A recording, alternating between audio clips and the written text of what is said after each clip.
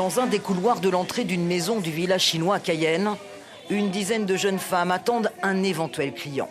Elles sont arrivées de la République dominicaine. Toutes sont des travailleuses du sexe. Nous y croisons celle que nous nommerons Lucinda. Elle a 35 ans et est arrivée en février dernier en Guyane. Je suis venue ici pour faire des manucures, des ongles, mais il n'y a pas de travail par rapport à la situation. Alors, j'ai dû me prostituer. C'est très difficile. On paye la location de la maison, les dettes sont là, la lumière, l'eau, à manger, il faut payer. Je ne sais pas si c'est par rapport au Covid, mais c'est très difficile aujourd'hui. Les migrants de la République dominicaine arrivent clandestinement en Guyane en voyageant par le Suriname, qui ne demande pas de visa pour les Dominicains. Le voyage en avion coûte 2 000 €, 100 000 pesos dominicains. Une petite fortune pour cette jeune femme, quand on sait que le salaire moyen en République dominicaine est de 250 € par mois.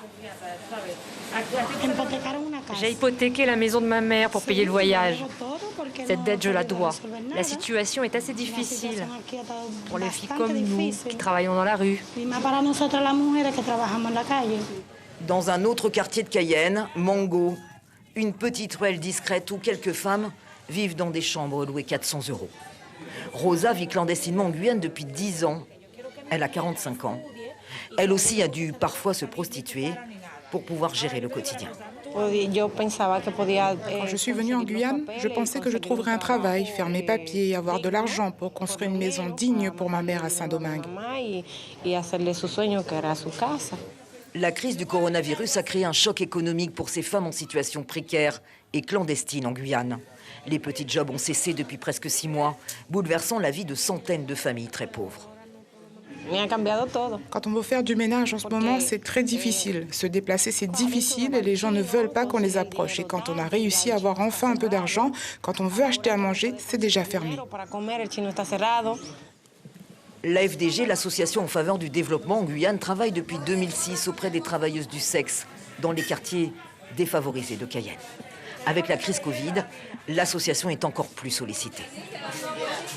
Les travailleuses qu'on avait, les travailleuses du sexe, elles avaient donc le travail, donc on ne les voyait pas autant. Aujourd'hui, on les voit multiplier les demandes d'aide. C'est normal parce qu'on lui dit nous-mêmes, on fait un travail en disant qu'il faut aller dans la rue, donc nous, on est obligés de les soutenir.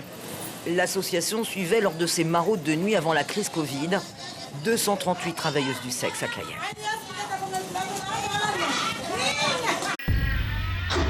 Suivez l'info sur Guyana Première, télé, radio et Internet.